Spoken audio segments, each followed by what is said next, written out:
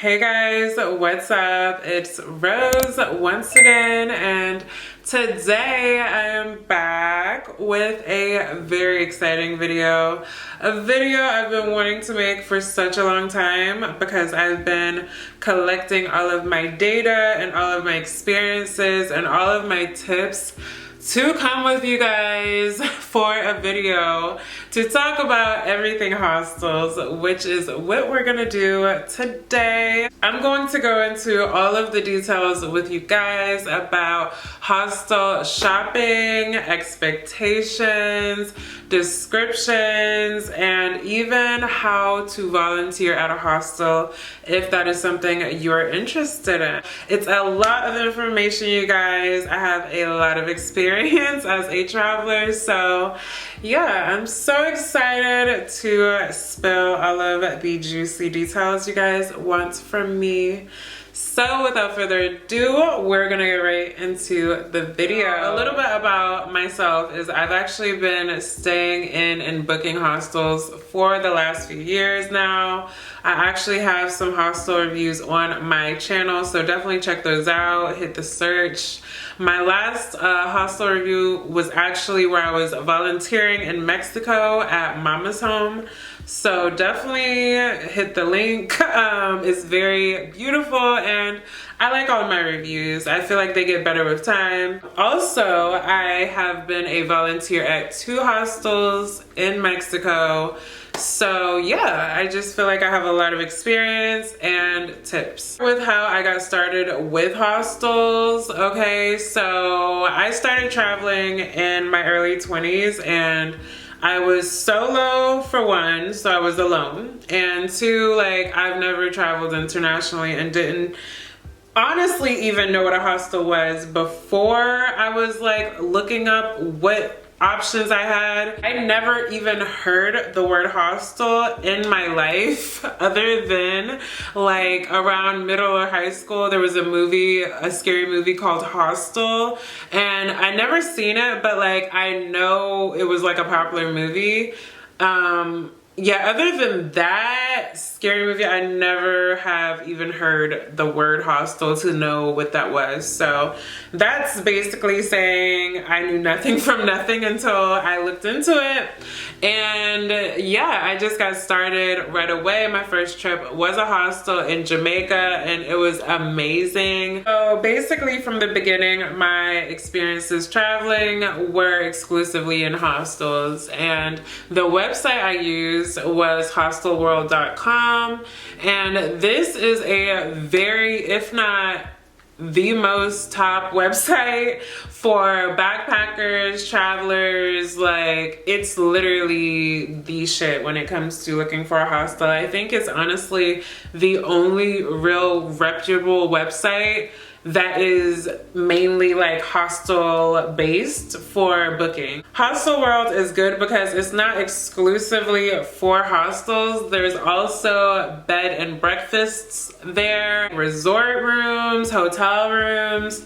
Literally it's like booking.com, but like they definitely prioritize hostels, you know what I'm saying? Because that's what people are looking for when they go there. So hostelworld.com, I will leave a link somewhere, but definitely check that out. That is the only website I've ever used when it comes to booking a hostel. And yeah, I mean, unless you go directly to the hostel's website, I don't really know of any other way to really book hostels. Sometimes, ooh, this is a tip, actually, I didn't even think of this until now. You can actually go to sometimes the hostel's website if they have one. Okay, if they have a website, go there and kind of check the prices and convert it to your currency and see, is it cheaper or more expensive on the website. I feel like I saw it was cheaper on the website when I was in Colombia, in Medellin, I believe. Yeah, it was Medellin, I remember. Okay, so yeah, the place I stayed in Colombia, I actually did a review on this place as well. It was 61st something. I forgot the name of the place, but I remember I went to the website and they actually had cheaper prices on the website. So I was like emailing them directly, but I actually found out about them on HOSTELWorld.com. So definitely try that out. See if there's cheaper prices on the website, and if there is, then book through that. But regardless, it's a good resource. There's also glamping on Hostel World. I've seen that before, especially in Latin America. That's something that is definitely up there. And funny thing, actually, this is a little like sidetrack story, but I remember when I was like traveling in Mexico and I would look into the Tulum area, and I remember seeing this one hostel in Tulum. Always had good reviews, right? It had a very colorful house, but it didn't really have everything I was looking for, especially like a pool. So I never stayed there, but I always had my eye on this place, you know? And then come to find out, when I actually like got my work away for Tulum, guess what place it was? It was that place. Okay, like I found out actually in like the text messaging on WhatsApp with the manager at the time. And I remember like mid to the end of the conversation, I was told what the place hostel name was, and I was like, oh shoot, I've actually seen this hostel so many times on Hostel World and have always wanted to stay there. And it's like, wow, I had the opportunity to work there. So honestly, that was a blessing. It was mixed with some bullshit. Watch my other video about that, but that was definitely a full circle moment. Like, you know, I always had my eye on that place and I got to work there. So you never know, okay? Like, you really never know. So that is the website you definitely want to check out if you're going to be, you know, traveling on a budget, backpacking, or want to find what is the place where hostels are definitely trustedly sourced and have good reputable resources and reviews. You know what I'm saying? You definitely want that if you're traveling alone or even with friends. It really doesn't matter. But that is where you're gonna go to make sure you are booking responsibly. Because you may have a place that, you know, depending on the country, depending on where you are, you know, somebody's grandpa may want to call it a hostel, but is it an actual hostel? Or is it, you know, a house with a whole bunch of bunk beds? Or I've seen stuff like that in the Bahamas. Like, okay, so yeah, definitely do your research and look into what hostels fit your needs, okay? So for the ones seeking to volunteer in hostels, I highly recommend the website workaway.com. There you can find hostels to work in, farms to work on, any labor in general, language exchange, anything, okay? But we are talking about hostels today. So yes, you can definitely find hostels on workaway.com. It is where honestly I found most of other volunteers were using Workaway to find other hostels, because like how hostelworld.com is the website for booking hostels, I would say Workaway is the website for volunteering at a hostel, okay? It is honestly what I was using exclusively when I got my connections. Well, my second connection was actually word of mouth, but like that was the website. Also, my friends and other volunteers were using that website heavily for their resources when it came to finding work and labor. It's just a great resource, you guys. I don't know who made these websites, but they're geniuses. It definitely is so nice to have something at your fingertips that is very, again, very safe. You can read reviews, you can see expectations, read bios, read photos, but you see photos all of that, and it is there. There's bartending, there's house sitting, babysitting, language teaching, pet sitting, like literally anything dealing with labor and work stay, you're going to find on Workaway, okay? I think it is such a highlight that you actually get to experience the culture on probably the deepest level besides permanently living there, because you're most likely living with a local family, learning the local customs and speaking the local language all times of the day. So it's a different type of immersion that you really can't pay for when it comes to staying at a hostel. So honestly, it's great for that. It's also amazing for language exchange, saving on money, because obviously you get a place to stay in exchange for your work. And depending on where you're staying, if they serve breakfast, then most likely you would get a free breakfast if that is like a bed and breakfast place or something like that.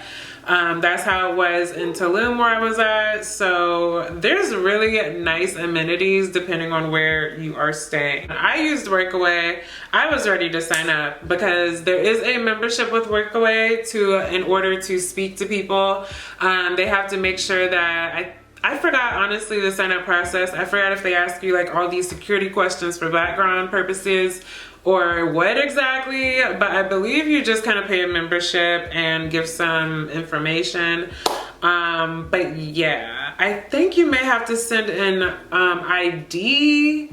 I don't remember. Do you send an ID for Workaway? Basically, when you get to wherever you're going, most likely they're gonna take a picture of your passport. So like, honestly, there's really no point in a background check because I mean, regardless, like you got some type of information on the person. So Workaway is just the resource that I was just hearing through the grapevine from other travelers, whether they were currently volunteering at the hostel I was staying at, or they were travelers and told me about past experiences volunteering, or honestly, like I heard of other websites too, like other companies that people can do similar things. But those companies, I feel like are more nature preservation type, if you know what I'm saying. And they just didn't seem as vast with the options and as fun with the options as Workaway. Where Workaway, it really depends on what you're seeing, depending on the country and what people are posting. It honestly really depends. And just sign up. Like, it's $45 for the opportunity to stay at a place of your choice for free in exchange for work. I mean, all I can say is depending on your lifestyle, it could work for a lot of people. And if you're even considering something like this, then definitely do it. Once you sign up for your membership, I definitely recommend, once you get that place you want to travel to, shoot your shot with a good handful amount of places that you're considering volunteering. Because honestly, I've had in my own experience, and I'm pretty sure other people's experience, that just because you're shooting your shot and messaging these places does not mean that they are going to respond to you, okay? They may not respond. They may respond late. They may say, oh, we're full right now and all of our volunteers keep extending and we don't see any openings anytime soon. I've had that happen quite a few times. Also, there's some places that literally only want couples. I've seen that on certain bios on Workaway. I don't know why I didn't apply to those places, but I've seen, like, just, you know, looking around and browsing that, you know, some places that are work stays want couples, which doesn't really make sense to me, but be safe, that's all I can say. Workaway is kind of like when you're applying for colleges or either jobs. You definitely do better applying for more than less, okay? The more options you have, the more security you have. And these are real people in other countries with possibly different circumstances. So just play the field, okay? Please play the field, because don't get your feelings hurt. It is probably gonna happen, but don't take it personal. So now, I've been to some very expensive countries, and I don't care how expensive you think this country is, okay? I promise you, more times than not, unless you are like looking towards really low-end Airbnbs or something, you are not gonna find a hostel that is more expensive than anything else. A hostel is always going to be the cheapest option anywhere you go. I promise you. Trust me, I know. I remember when I stayed in Hawaii, okay? There was only one hostel in this island, and the hostel was $50 a night. Yes. Okay, that is a lot of money, and that hostel was booked. Yet it was still booked. I don't know how it was still booked the whole time I was there, but it was still booked. And I promise you, I scouted, and there was nothing. There was nothing on the island cheaper than that hostel, which is why it was booked by people looking to ball on a budget, okay? So, yes, and it was like that also when I was in Bahamas, man. I think it was also $50 a night. I have to look back, but I'll put it on the screen. I swear it was $50 a night. It was the only hostel in Nassau, okay? And they don't have hostels in the Bahamas. It's not a thing. Some countries, hostels is not really a thing, okay? So they'll be very far and few between, if any at all. Depending how it looks, I'm telling you, get the hostel. Get the hostel, because with the amenities, with the benefits, with everything you're getting in a hostel, I promise you, it's probably worth just booking that than something cheaper, because I mean, a hostel really does look out for the bank account. It really does. But at that expense, you are also going to be costing a lack of privacy. Now, what I mean by a lack of privacy is, are you okay with sharing bathroom spaces, kitchen spaces, okay? I'm telling you, it's annoying when you're a guest and a volunteer. When you are in a hostel full of people, a building full of people, and there's one little tiny kitchen, or there's one moderate, normal sized kitchen, right? Yeah, people get hungry around the same times of day, or just all times of day, and all I can say is, if there's a spacious kitchen, definitely think the heavens, okay? Because I remember when I was in South Africa, there was a very nice, big, spacious kitchen, and that hostel never felt crowded, okay?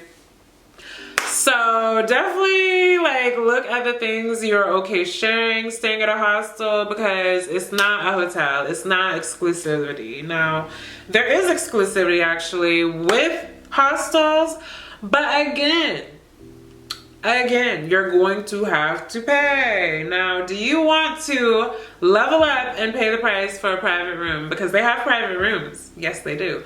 But those private rooms are pretty much the same price as hotel rooms in that country. And you're basically paying for community. Because honestly, I've stayed in private rooms quite a few times actually. And it was by choice. I obviously wanted to, and the private rooms I stayed at were obviously affordable, otherwise I wouldn't be paying, and pretty cheap for what a private room usually would go for. So yeah, I'm not opposed to private rooms at all. If you want to get away from the crowds, if you want to get away from people in the dorms, because having a dorm is also something, sharing dorms. You may be at a hostel where they don't even have women exclusive dorms. I hate those places. And honestly, unless, like, I don't think there was a hostel I've ever booked where there wasn't a women's dorm, unless I really had no other options and I really liked that hostel. Was there? I don't remember. Maybe once or twice, but honestly, I'm the type of girl who loves a girl's room, okay? Like, I like us to do our girly things in the girls' room. And it's so fun, especially at nighttime. Like when we're just like chatting away and like getting dressed and just like talking about like secrets and stuff. So yeah, I always look for the girls' dorm, always. And if I see a hostel without a girls' dorm, I honestly probably won't book it. And if I did ever book one, it's because I had really no other options and the hostel looked lit. I don't think I ever booked one, but if I did, that would be the only reason. Also, another down with a private room is, I'm not gonna lie, having a private room is very isolating. Like,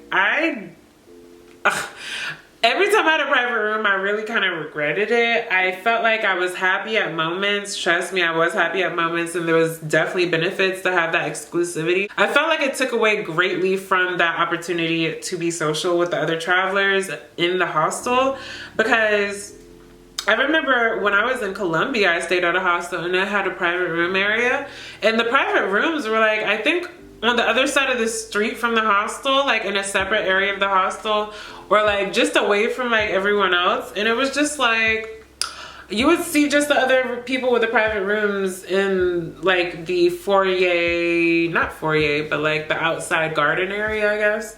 And it was just like not really what I was expecting. So that happened. And just the other times I stayed in private rooms, I just felt kind of lonely and still a place that was very social. So it really depends. I mean, what are you looking for? Are you looking for isolation, or are you willing to compromise your privacy? Now, I keep going back and forth, but this is how I speak, okay? So with the private rooms, if you do have a private room, there are options. Now, you can be social, but you have to really go out of your way to make friends and to be social and to get to know the other travelers if you have private rooms, okay? Because they are lonely. I realized, honestly, when I stayed in dorms, that's why I kind of like really stick to dorms. I feel like when it's like a private room, you really don't interact with the other travelers as closely, even though it's annoying when you're on the other side, kind of. You may be impatient sometimes. The shower may be hogged. Who knows how many showers there are in the hostel. The kitchen may be, you know, crammed. Like, there's a lot of annoyances. But if you have a private room, it's kind of like, where is everybody? Like, do people even know who you are? Like in the hostel, you know what I'm saying? A good way to stay social, even though you have a private room, go to the activities, bruh. You have to go out of your way. You either have to definitely stand out in the social spaces and the activities. I'm gonna get into this topic because we're gonna talk about community and socialization and kind of the space of a hostel, okay? Now, when you're at a hostel, whether you're volunteering or not, and you're just a guest, I definitely say look into the amount of social spaces, because it's very annoying to stay at a hostel and there's nowhere to chill, there's not many places to chill, or there's not comfortable places to chill. Now, what I mean by that is, there may be certain hostels, and you may be, say, in Mexico, and this hostel has one social place, but it's on the roof. It's a great rooftop with a pool, but who wants to always only chill on a hot rooftop in Mexico from day to night? Okay, like, and it had music playing all the time, so it was just like not a vibe for a sane person for a long period of time, you know what I'm saying? So that also depends on how long you're staying there, but definitely check into these social spaces, because I've definitely stayed in so many hostels where, you know, they definitely could have had some extra social spaces for people to get to know each other, for people to relax, for people to stay in a cool, dry place, hide away from rain, not be burning up on a rooftop all day. You know what I'm saying? Not be around blasting speakers and music in a social area. Like, I've stayed at so many hostels and they can really vary. And it's just annoying when you have a hostel and it's not enough space for the people there. And I promise you, as a guest and a volunteer at a hostel, it is better to have more social spaces or more space period in that hostel than not enough. I can't tell you that I've never seen people complain about a hostel being too big instead of too small, okay? Like, nobody wants to stay in a cramped ass hostel, like, especially when the place is probably all about money and booking more space than you really got space for, you know what I'm saying? So yeah, I definitely say look at the photos, see what looks like you could sit at and relax, multiple places, probably a good 2 to 3 areas where, you know, people could gather around, sit, watch TV, mingle, kick back, you know, stuff like that. You definitely want to have stuff like that outside, inside, and possibly rooftop if there is one. So look into that. That's something you want to keep going in your mind. Another thing I mentioned slightly is the kitchen. A kitchen can also be another form of a shared space, especially when you're like drinking at night. Like, it's definitely a vibe. Or if there's like dinner parties or something, like, definitely a good spacious kitchen. A lot of utilities is what you're looking for. Like, definitely look for a blender, look for a microwave, make sure they have enough silverware for the hostel, make sure they have enough cups, make sure their stuff doesn't all look scratched and dingy in the photos. Like, oh yeah, that actually reminds me. Look into the refrigerator, okay? Definitely see if you can spot the kitchen and see if they have one refrigerator, multiple refrigerators, a separated refrigerator that may look like a freezer. I don't know, man. I hate staying in hostels and they only got one refrigerator. I don't care what hostel size it is. Even at the hostel I worked at in Playa, we like literally had room for like 6 to 10 people at most, okay? Usually on average we would have 5 to 7 guests, okay? And we had one refrigerator and that was hell. That was hell, okay? And I remember we went from one refrigerator, stopped working. Luckily, my other volunteer got the hookup. We got a new one up in there, bigger. Still, we could have used another refrigerator, okay? I'm just saying, like, definitely look and root for places with 2 refrigerators or more, because it's ridiculous. Like, I swear the people who make hostels sometimes don't think what guests really want, and they don't invest rightly in hostels, which is partially why like my dream is to have a hostel and make it like my dream for every traveler who literally wants to be comfortable. So whatever, but definitely look into the kitchen accessories or utensils. Make sure they are up to your needs. As a vegan, I be looking, okay? I be needing stuff. I want to make sure there's a microwave. I want to make sure the refrigerator doesn't look small as heck, okay? I want to make sure like it has a blender and certain things, you know? Check all that out. Check out the kitchen and check out the size of the kitchen, because the bigger the better as well. Another thing I also wanted to mention is look into the dorm situation, or just rooms in general, okay? Some hostels don't have private rooms. Yes, some hostels just have dorms. Some hostels just have shared dorms, which I don't agree with. I like women's and men's dorms, and if you want to share a dorm, then that's you. But I always choose the women's dorms as much as possible, so check out that if that is a priority for you as a woman. Safety first for me. Like, I've heard creepy ass stories from other women where they'll have somebody in their dorm room jacking off. Like, I don't want to be traumatized, okay? Like, no. For me, I look into the dorm situation. Also look and see if a private room is for you.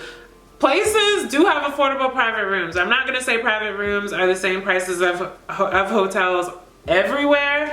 Usually they do be expensive sometimes, but I've seen a good amount of hostels in Latin America where a private room is literally like the price of a cheap Airbnb. So I think depending on what you're looking at, it could be worth it. So check into that. So yeah, there's different types of dormitory situation. There's solo, there's unisex, and there's individual genders. So definitely look into that if that matters to you, like it definitely matters to me. Okay. And another thing that may matter to you, like it matters to me, is a pool. Okay. A pool, depending on where you're going, you may really want a pool. This depends on what time of year, because check out the weather first. Like you may be somewhere and it's muggy. Like when I was in Colombia, no, when I was in Costa Rica, I was at this hostel and they had a pool and we were in the pool, but I think it was rainy season and it just wasn't as much of a vibe as it could have been. Even though it was warm and hot, it was just like muggy and cloudy. So yeah, definitely depending on the pool for the weather. But a pool is always a plus, especially in Latin America, especially if it is, you know, a rooftop pool, especially. Like, I definitely like those better than just regular ground pools, because to me, rooftop pools don't have mosquitoes or bugs around because you're in the sky. So yeah, that's another thing. Also, if you want to check out if there's a bar, check out definitely if it's a party hostel. Yo, I stayed at a party hostel when I was in Tulum and that was miserable. And I stayed for a long time. Like I stayed for almost a month in that hostel. It was actually called Straw Hat. And I don't ever recommend staying at a party hostel. Okay, I've talked to other people who've actually stayed at other party hostels, like in Guatemala and just other countries, and they always tell me the same thing. Like, where there's alcohol, there's problems. I know this, okay, because I'm an adult. And they just say they recommend going there for partying, but not staying there. And if you stayed at a party hostel, you know what I'm saying. It's just definitely like a frat house. Like, you're seeing people running around half naked, people having sex sometimes, crazy stories, nudity. Like, it's just crazy up in those party hostels, man. They're fun times. Definitely book a party hostel like once or twice in your life so you can have that party experience. But if you want to stay sane, don't stay in a party hostel longer than a weekend or longer than maybe 3 or 4 days, I would give it, honestly, because as somebody who stayed in a party hostel for several weeks, yeah, you want to go bonkers. Like, listening to the same music every night, every day of the week, because apparently that was the club of Tulum. And yeah, it's just not fun. It makes you feel like you're actually going mental. So I don't recommend it. And the music is always blasting, okay, day and night. And sometimes you just want peace and to hear birds. And you can't do that in a party hostel. So I don't recommend party hostels really, as far as, because honestly, like, I'm gonna say this, like, even at Mama's home, we were not a party hostel, which is why people would book, because it was called Mama's Home and it was like known to be a very like low-key, chill but still fun hostel with a lot of good energy, and it was, aside from the manager. But other than that, it was a great hostel, but we still had fun. And trust and believe, even at a low-key hostel, like, there's going to be fun, wild times. Like, that's what you want. That's why you're staying at a hostel, to be social and have drinks with people late at night and be loud sometimes and play music and sing and, you know, act crazy sometimes. You know, no hostel is going to be grandma's house. Nobody wants to stay at grandma's house unless you want to stay at a hotel. Stay at a hotel if you want grandma's house. But if you're gonna stay at a hostel, you ain't gotta go all the way to the limit or the 10 on the scale with the party hostel. You could definitely stay at a normal hostel where there's just some good times, and y'all go to the party hostel to have even better times. And then you drive them crazy and leave them to like clean up the mess, okay? And actually, saying that, that's another thing I wanted to cover. Yeah, if you're a volunteer, definitely see what the cleaning duties would be, and also just the duties in general when you're like applying for a stay at a hostel specifically, because hostels are different. The one I stayed at, we didn't have a bar, but if we did have a bar, then that would be most likely a volunteer spot, right? And cleaning would be another volunteer spot, right?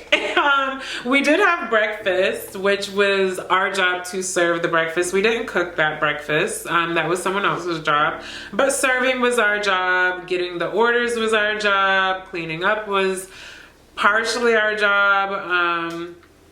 And yeah, just depending on the hostel, there's gonna depend on responsibilities.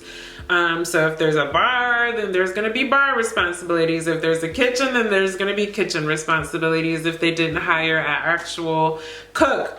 If there's no maid service or cleaning service, then you are the cleaning service, which I was definitely that at my second hostel, which I was okay with because I'm a great cleaner, but that was backbreaking and it gets tiring. So just know that when you are volunteering at a hostel, that depending on the amenities, you may have to maintain those amenities. So ask and make that clear of what your responsibilities are going to be while you're there, because you don't want to get surprised and you may be scrubbing toilets and that's not what you signed up for. So yeah, that's something to look at for the volunteer. This tip is important to me, okay, because I am a person who drinks tap water in my own country. Now, I know every country is different, and honestly, some states in America, you cannot drink the tap water, but where I live, it's safe, and I have trust in the tap, so I do that. Now, if you don't, then it doesn't matter, but I personally look for hostels where they supply the free water, okay? Because I like to have free water.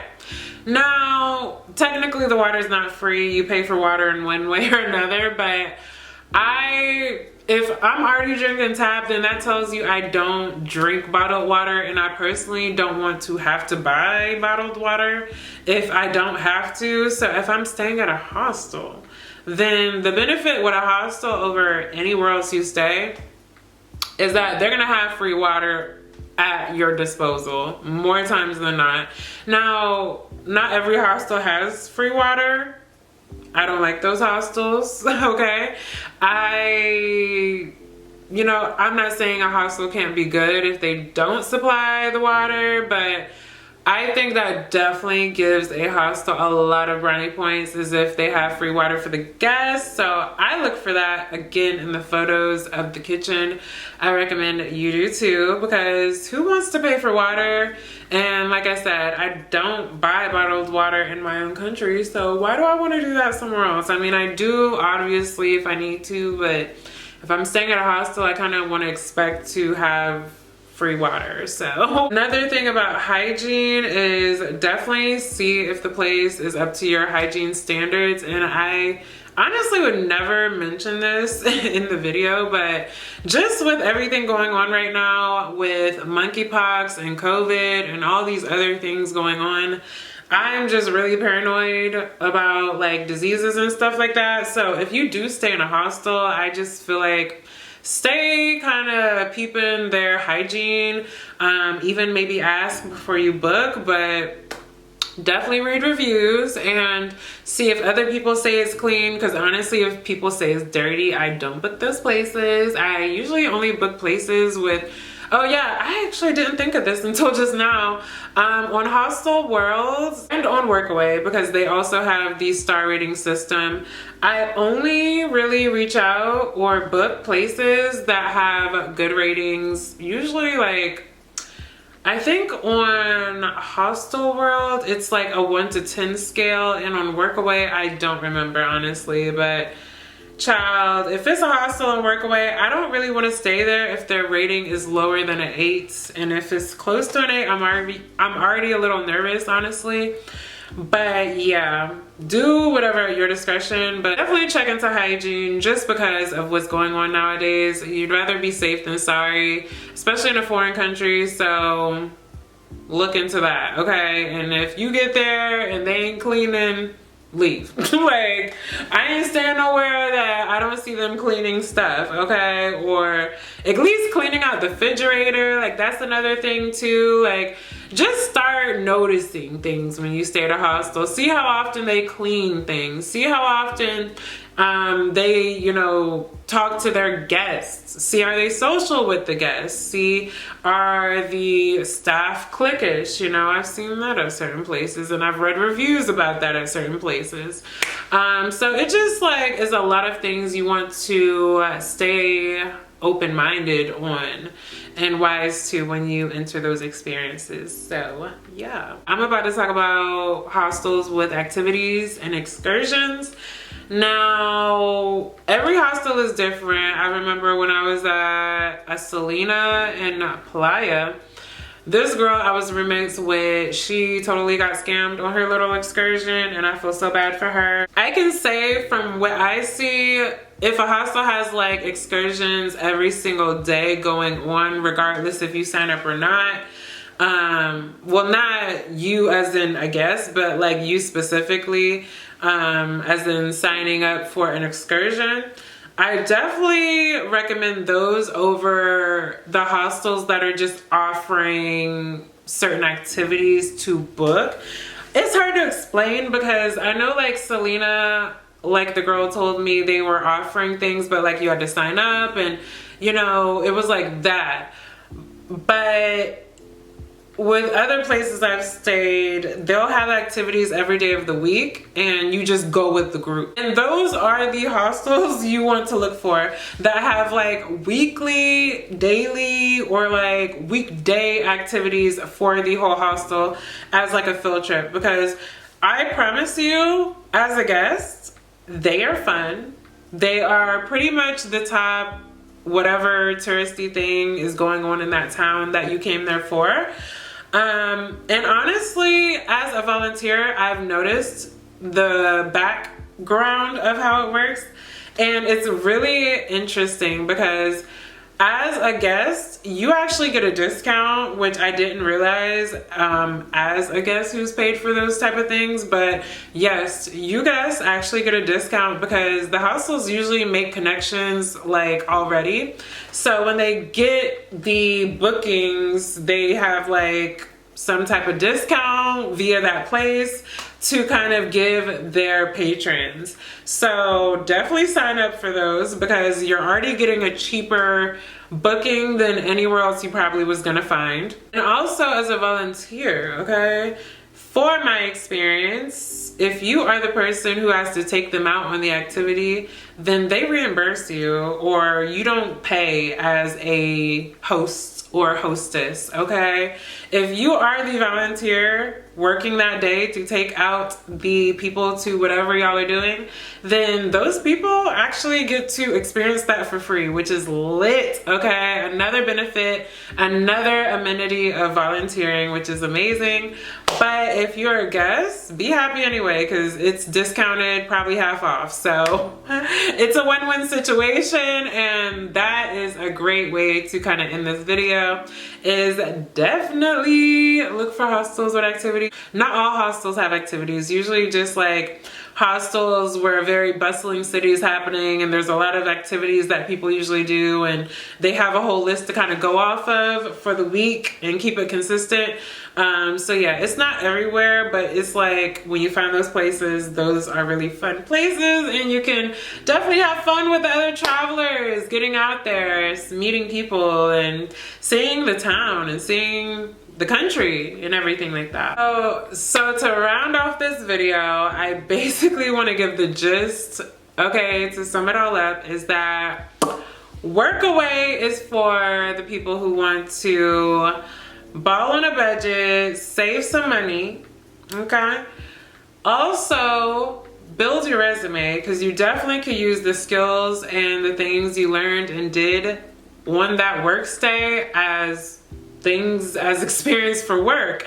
So build your resume that way. I did that and for free basically.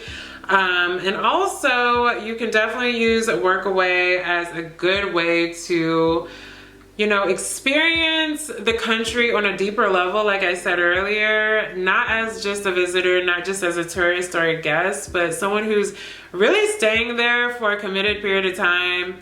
Whether it's, you know, a few weeks or a few months or who knows, but the experience period is better for that time frame than if you were a guest.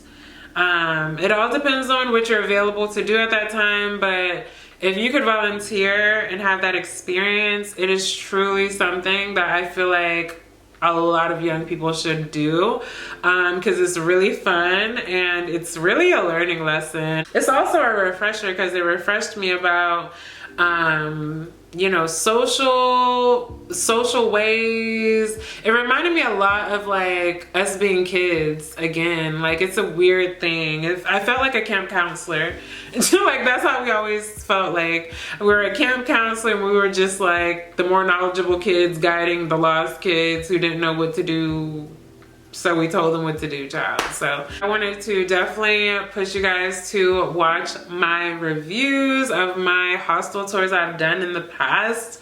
Check those out. I have always gotten really good reviews on those, or a lot of views, I should say, because obviously people want to see hostels before they book, and that's what I do. I look at videos or photos of places so I can kind of get a feel of what it looks like. So check out my videos. More are to come, of course, because your girl will be traveling. And I mean, as far as the style of how I'm traveling, that will be changing actually, because I will be traveling for more of business purposes now in the future, so that most likely will be looking different.